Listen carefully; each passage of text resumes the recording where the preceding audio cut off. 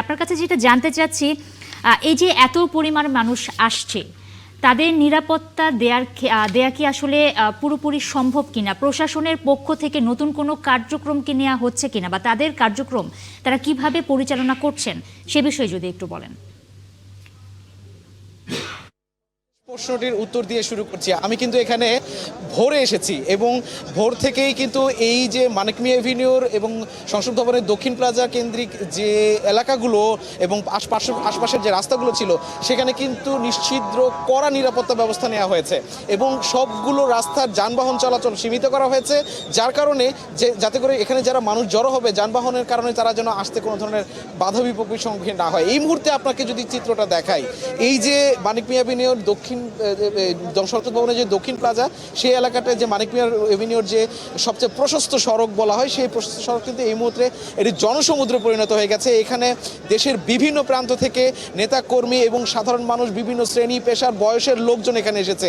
আমি শিশুকে আসতে দেখেছি, মায়ের কোলে সন্তানকে আসতে দেখেছি। এখানে কিন্তু বাবা তার সন্তানকে নিয়ে এসেছেন।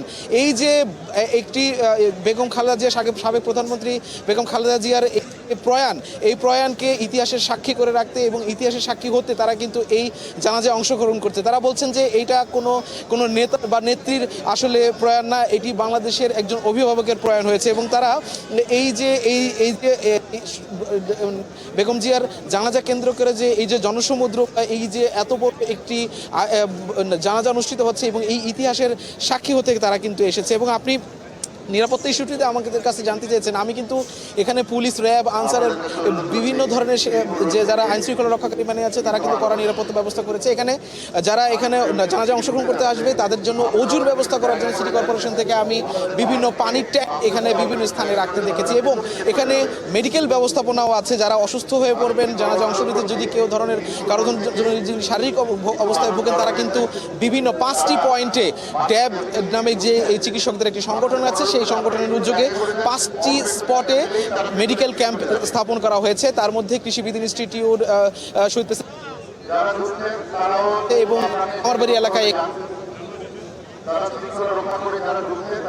যারা নেতাকর্মী আছেন, সাধারণ মানুষ আছেন, তারা কিন্তু তাদের প্রিয় নেত্রীকে শেষ শ্রদ্ধা জানাতে বিভিন্ন ধরনের শোকগাথা এবং কেউ দোয়া দুরূদ পড়ছেন, কেউ তাদের নেত্রীকে পরকালের যেন তিনি জান্নাতবাসী হন সেই দোয়া করছেন।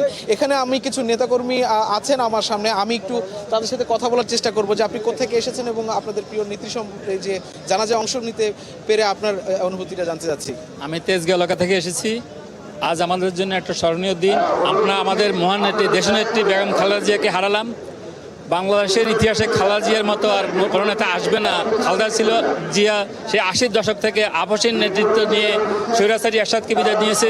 এরপরে বিগত 15 বছর আমরা স্বৈরাচারী ফ্যাসিস্ট সরকারকে বিতাড়িত করেছি। একমাত্র নেত্রী ছিল আমাদের খালেদা জিয়া। তার সমতুল্য বাংলাদেশে আর কোনো নেতা নেই এবং সামনে আসবে কিনা আমাদের সন্দেহ। আমার কাছে জানতে চাই, আমার বাড়ি জামালপুর, আমি জামালপুর আসনের স্বামীতলাদের কর্মী, আমি একটা ইউনিয়নের বিএনপি সভাপতি। আমি খালেদা জিয়ার প্রতি সাংঘাতিক শ্রদ্ধাশীল। আমি ওনার মৃত্যুতে আমি গভীরভাবে শোকাহত। আমার এলাকাতে অনেক লোক এসেছি, আবার এই সমুদ্রের ঢল আমার এটা সারা জীবনের রেকর্ড হয়ে থাকবে এবং ইতিহাসের জন্য সাক্ষী থাকে। সালাম তালুকদার কি শহীদ জিয়া রহমান, তার স্ত্রী খালেদা তারেক রহমান, এটা সারা বিশ্বে একটা রেকর্ডে থাকবেন, আমি এই আশা নোয়াখালী। জি, আমি নোয়াখালী থেকে। আমার নারীটাকে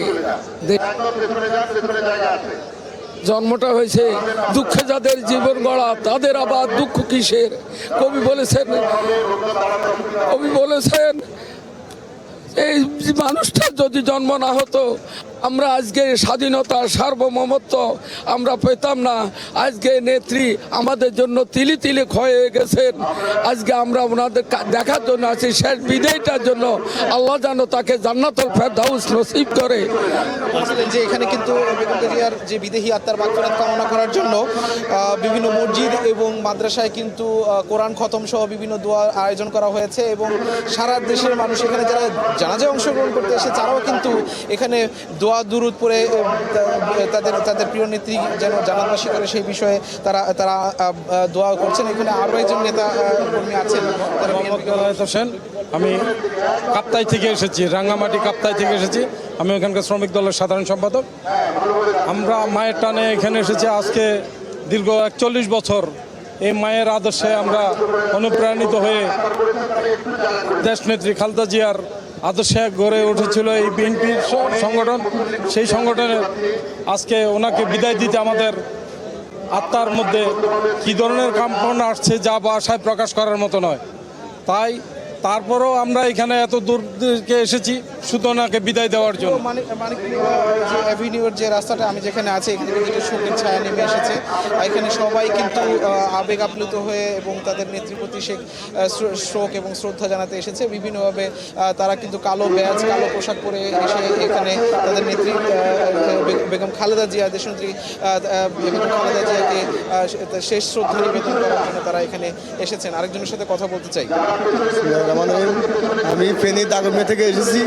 আমার প্রিয় নেত্রীর বাড়ি হলো ফেনী ফুলগাজী 1। আমি ফেনীর লোক। আমরা কি বলবো, আমরা তো বাসা হারিয়ে ফেলেছি।